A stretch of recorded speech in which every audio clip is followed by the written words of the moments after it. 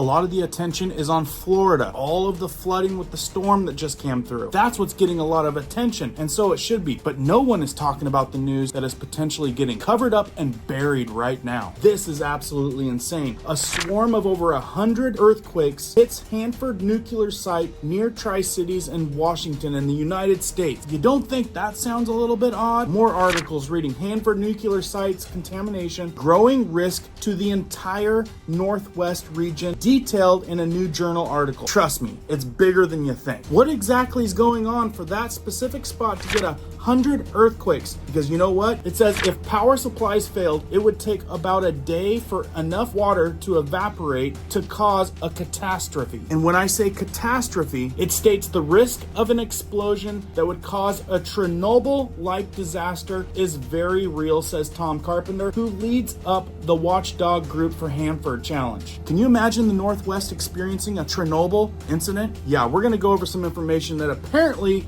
they don't want you to know. Coming right up.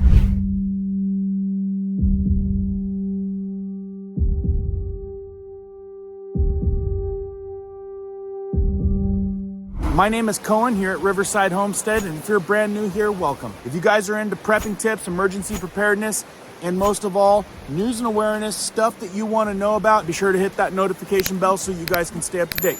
Let's jump into this one. All right, guys, look, this to me seems like a much bigger deal than it is being made out to be. We've got a lot of crazy stuff going on, but the fact of the matter is this type of news makes you scratch your head, and it makes you wonder why it's not on any mainstream media out there. Does anyone else think it's a little bit odd? Swarm of over 100 earthquakes hits Hanford nuclear site near Tri-Cities in Washington in the United States. Would you think that that is a natural phenomenon? Because the scientists do. They say this is completely natural phenomenon. Although this swarm occurs just outside the Hanford site, it has no connection to the radioactive waste stored there. It also says that the scientists are classifying them as a swarm. The quakes appear to have been caused by a regular tectonic activity associated with the Yakima Fold and thrust belt on a fault line near a Montanum Ridge. Now we're talking about a nuclear facility. Probably some of the smartest minds behind this operation. Do you think that they would position that type of place that could blow up half of our country in a place that's going to get a bunch of earthquakes? In a place that if it loses power longer than like 24 hours, they're saying that we would have Hiroshima type consequences. We would experience a Chernobyl type of event. Now the buzz is all of the crazy technology they have out there, and I'm talking about super weapons. There's buzz out there that this could be some type of an attack. Tell me what you guys think down in the comments. But let's dive into this and get you guys a little bit more important information regarding this. And with that, please start this off with a like. Consider sharing this because, like I said, lots of people, and mostly just Washington people that know about this, because that's the only place that I have seen this broadcasted is on local news. Yet we're talking about something that could potentially be catastrophic. Seems kind of bizarre, so consider sharing this out at the end of the video.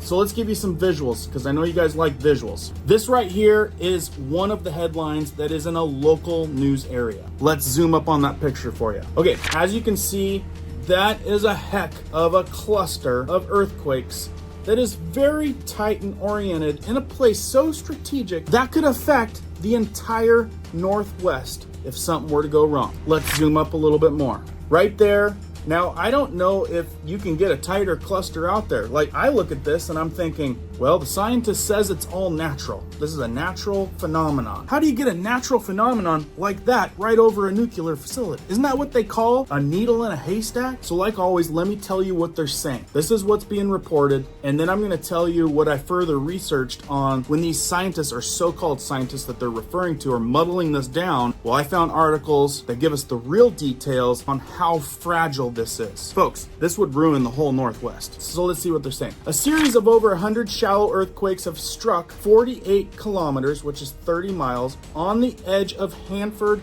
nuclear site northwest of Washington's Tri-Cities since September 21st, 2024, which scientists are attributing the tremors to tectonic activity near the Yakima Fold and the thrust belt. Over 100 earthquakes in the same spot since just September 21st, 2020. Just a few days. Now I'm telling you, at first I was like, well, they're not making a big deal out of it, until I started doing more research and finding out how big of a deal it really is, and we'll get into that. They continue to say over 100 earthquakes have been recorded around 30 miles northwest of the Tri-Cities area in Washington since Saturday. The quakes were recorded on the western edge of McGee Ranch at the Hanford Reach National Monument. Now they're saying most of the quakes were below an M2.0, which the largest being an M2.9, which struck the north end of the swarm at 2022 LT on Sunday, and that was September 12th. Most of them occurred at a depth of around 5 miles, classified as a shallow crustal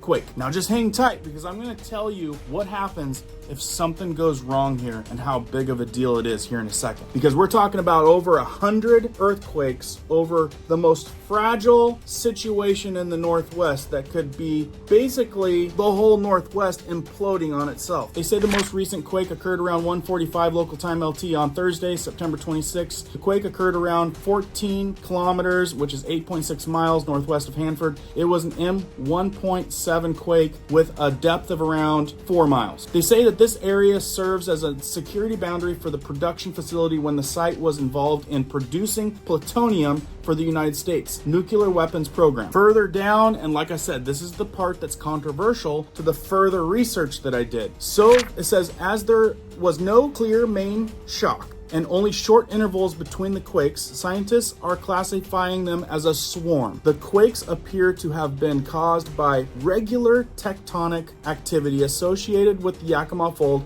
and Thrust Belt on a fault line near Umatanum Ridge. And again, they're saying this is a completely natural phenomenon. Although this swarm occurs just outside of the Hanford site, it has no connection to the radioactive waste stored there, said Renate Hartog, manager of the Pacific Northwest Seismic Network. Well, now sure, it may have no correlation, the nuclear waste not causing it, but how natural is it to have 100 quakes right over a nuclear facility? That's the part that I can't get over. And would the potentially geniuses that put this thing together put it over such a vulnerable spot? I don't think so. And how likely is it to get a needle in the haystack, 100 quake swarm right over something as vulnerable as a nuclear facility that could take out the Northwest? And I'm going to show you guys just how vulnerable it is. And let me add, as suspect as this sounds, whether it's natural or not, the magnitude of what could happen if something went wrong with power there, I'm talking about the quakes potentially taking out the power that cools this place, what could happen in a very short time. I said a Chernobyl type of event. So like I said, I wanted to know how vulnerable this place was and how big of a risk it was. Well,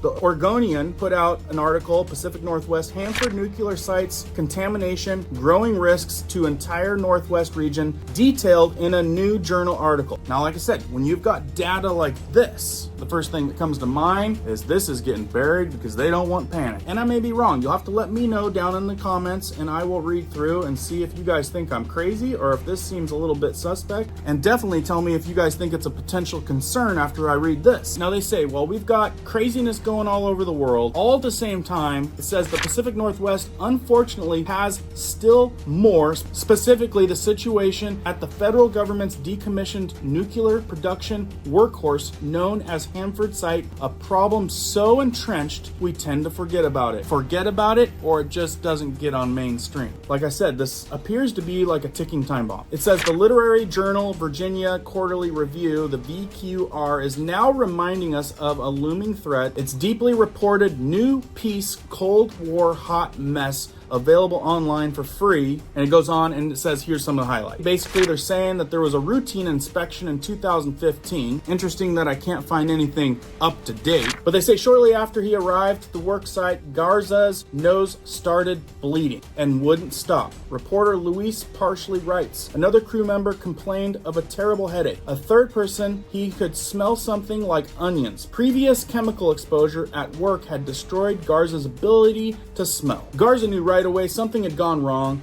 but it was already too late. A potentially lethal cloud of chemical was sweeping over them. It gets worse. Garza was later diagnosed with a heavy metal poisoning as well a toxic, word I don't think I'll pronounce correctly, a dementia-like condition that often proves fatal. It wasn't just him, and we're going to talk about how unstable this is in just a second, because they say nearly 60% of Hanford workers have reported exposure to hazardous materials, the article said. And here's the thing, workers aren't the only ones at risk. Over 8 decades of Hanford's existence, radioactive waste has seeped into the groundwater, and radioactive effluvium has been released into the air that has blown for miles. Portland is about 230 miles from Hanford. A 2002 study found that Native American children from the Hanford area have an extremely elevated risk of immune disease. Cancer is also exceptionally prevalent among residents of the area. And this is just the existence of this place. It goes on to say it leaks 1,300 gallons a year, and basically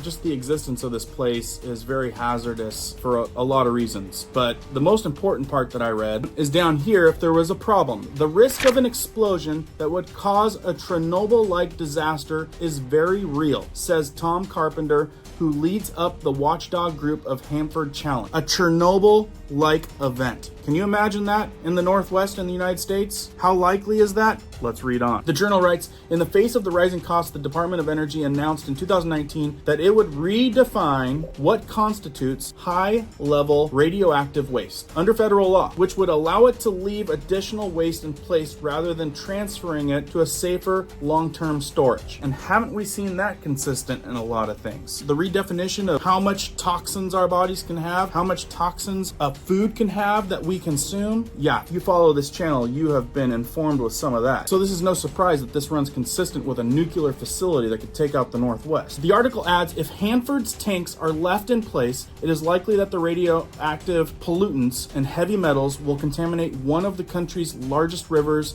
the Columbia. David Trimble of the Government Accountability Office describes this decision making as DOE has got the steering wheel from mom and dad and now are running for the highway. I wonder if that has any implication on the lack of the salmon I saw running through our river this year. They said that there was something going on with the salmon and they had to shut down the season early. Now pay attention. This is where it connects with the 100-quake swarm that we just read about. The cleanup is ongoing, but the radioactive waste will continue to be stored at Hanford for decades, maybe forever. This could mean big trouble if the big one, that is large earthquake, hits the Pacific Northwest. So this thing is extremely vulnerable to earthquakes, and it's experienced a swarm of 100 in that specific location in the last few days. Seems concerning to me. They say that geologists have also found that the power plant at Hanford, which stores spent fuel rods in pools similar to Fukushima reactor in Japan, is at risk of experiencing a seismic activity 2 to 3 times stronger than it was designed to handle.